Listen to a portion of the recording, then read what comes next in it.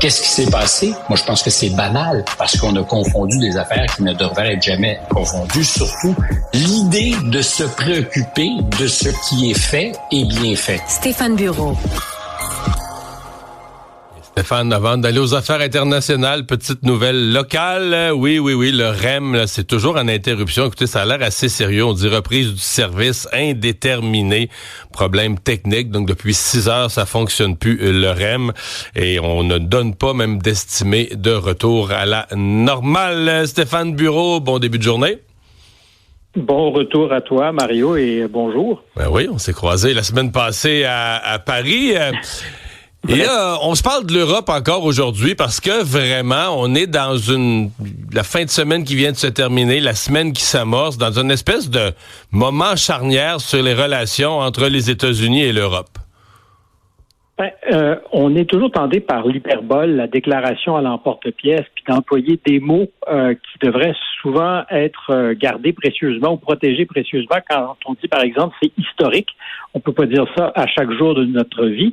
Or, je pense que ce qui s'est passé à la conférence de Munich sur la sécurité vendredi, quand J.D. Vance, le vice-président, a pris la parole et a un peu fait la lecture ou en fait la morale aux Européens, mais en fait, c'est pas comme ça que je le vois. C'est pas tellement la morale, il les a grondés un peu. Je crois que ça va marquer durablement l'histoire et que c'est un des événements clés des 75 dernières années des relations entre Washington et l'Europe. C'est pas un événement banal, c'est un moment où les masques sont un peu tombés, où on a parlé assez peu de l'Ukraine, sinon pas du tout, alors qu'on s'attendait à ce qu'il le fasse, mais où il a dit, en particulier, c'est le clip est beaucoup revenu à l'avant, je me méfie moins des Russes et des Chinois que de ce que nous faisons avec nos valeurs internes. Il faut voir quand on écoute les 19 minutes 30 de son discours, que tout juste avant, il dit oui, nous devons être vigilants. La Russie et la Chine peuvent être des menaces, mais si on veut être capable d'y faire face, encore faut-il que sur des valeurs communes, nous serrions les coudes. Et là, il parle pour l'essentiel de liberté d'expression, qui évidemment est un sujet à géométrie variable pour l'administration de M. Trump, qui refuse l'accès à l'Associated Press à la Maison-Blanche parce que on a refusé du côté de l'agence américaine de presse de renommer le golfe du Mexique en golfe de l'Amérique. Alors bon, quand on parle de liberté de presse, je conçois que c'est à géométrie variable, mais il disait, vous êtes en train en Europe de rétrécir cet espace et sur la question migratoire fondamentale, on est sur la défensive et il y a des choses qui n'ont pas été faites, mais plus encore, il dit, il n'est pas question qu'il y ait des cordons sanitaires, comme on les appelle en Europe, par exemple, entre la France qui est au gouvernement, qui est à la manœuvre, et le Rassemblement national. Il y a toujours cette conception de l'arc républicain et le Rassemblement national, comme la France insoumise à gauche, ne fait pas partie de cet arc républicain. Ce sont des gens qu'on ne peut pas fréquenter. En ce moment et dans le contexte allemand, ça nous semble toujours loin, mais ce ne l'est pas du tout. C'est les élections législatives qui pointent à l'horizon dimanche prochain, 23 février, avec en deuxième place un parti, disons-le, d'extrême droite, l'AfD, l'Alliance pour l'Allemagne, et une leader qui est absolument pas réductible à une caricature. C'est une femme déjà, qui est gay, qui est mariée, je pense, à une femme du Bangladesh, qui a 2 enfants adoptés et qui donc ne répond pas à la description qu'on pourrait se faire ou à la description qu'on pourrait faire d'un personnage d'extrême droite, mais qui est implacable et qui mène la campagne en ce moment tambour battant. 2e dans les sondages, on les dit à 20% à peu près, c'est peut-être davantage parce que souvent ce vote est sous-estimé comme on l'a fait avec M. Trump et J.D. Vance, comme pour ajouter le geste à la parole, a choisi de rencontrer la patronne de l'AfD, donc une espèce on a adoubé l'AfD, un peu comme Elon Musk avait choisi de le faire en l'interviewant sur son réseau social X. Ça a fait très, très peur. Immédiatement, levée de bouclier en Europe vendredi, mais surtout samedi et dimanche. En fait, c'est le sujet du week-end parce que les Européens ont eu besoin de 24 heures, 48 heures pour débriefer ce qui venait de leur arriver. Ils sont tétanisés. Soudainement, l'Amérique n'est plus l'allié qu'ils imaginaient qu'il puisse être. Mais c'est parce qu'en parallèle... Ça leur fait très peur. Ouais, mais c'est parce qu'en parallèle, c'est aussi que la question ukrainienne, qui dans leur esprit des Européens, c'est chez eux, là, c'est en Europe. Mais là, tout à coup, ça va se discuter en Arabie Saoudite avec à la table seulement les Américains et les Russes. Et donc là, ils se font un sommet parallèle à Paris pour parler du sujet, parce que là, ils veulent pas être exclus, mais dans le fond, ils parler du sujet dont d'autres plus importants et plus pesants parlent ailleurs. Beaucoup de choses, effectivement. Il y a en ce moment, où il y aura cet après-midi à l'Élysée une rencontre entre M. Macron et les chefs de gouvernement ou d'État de 7 pays européens qui se concertent parce qu'on réalise soudainement que les Américains ne vont peut-être pas garantir la paix en Europe et très certainement en Ukraine. Il y a une espèce de divorce qui est consommé, c'est l'expression que j'ai employée la semaine dernière, entre les États-Unis et l'Europe sur la question ukrainienne.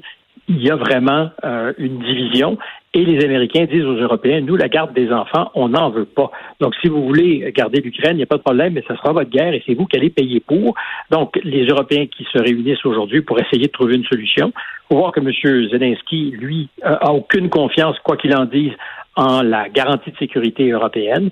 Il dit sans la garantie des Américains, on ne peut pas conclure d'entente de paix parce qu'il n'y a pas d'armée européenne. Et encore, faut-il même vérifier s'il y a une volonté d'aller à la guerre en Europe. Le chancelier allemand, qui en est probablement à ses derniers jours de pouvoir, disait les Américains ne peuvent pas imposer les dictats de la paix à l'Ukraine et à l'Europe. Et dans la phrase suivante, disait mais il n'est pas question que l'Allemagne ne soit jamais en guerre. Ben évidemment, si tu veux imposer la paix, il faut aussi que tu aies les moyens de décourager l'adversaire, dans ce cas-ci russe, et ça implique peut-être d'aller à la guerre. Et c'est ce qui risquerait d'arriver ou pas si la dissuasion européenne fait le job le jour où on se sera entendu sur une ligne de front, sur une partition du territoire, parce qu'il n'y a plus personne aujourd'hui, nulle part, qui pense que l'Ukraine ne va pas perdre des morceaux importants de sa géographie. Mais sur ce que tu disais, la semaine dernière, le secrétaire à la Défense américain, assez clairement, là aussi c'est un masque qui tombe, confirme que l'accession de l'Ukraine à l'OTAN, c'est plus qu'improbable, ça ne devrait pas arriver. C'est une garantie qu'exigent les Russes. Et on a compris tous, peut-être que les Ukrainiens seraient les victimes d'une entente de paix négociée au-dessus de leur tête. Or, depuis quelques minutes, ce qu'on sait, c'est que M. Zelensky va être en Arabie Saoudite mercredi. La rencontre ou le début des rencontres entre les émissaires américains et russes, c'est demain que ça commence en Arabie Saoudite. Et là aussi, un facteur très important, qui est dans l'équipe américaine de négociation? M. Witkoff, qui est théoriquement l'émissaire du président pour le Proche-Orient.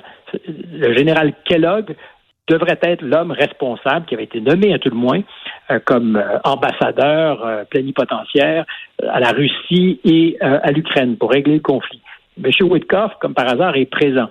C'est lui qui a participé à la négociation pour libérer un prisonnier américain qui était en Russie détenu depuis 4 ans. Ça s'est passé il y a 2 semaines.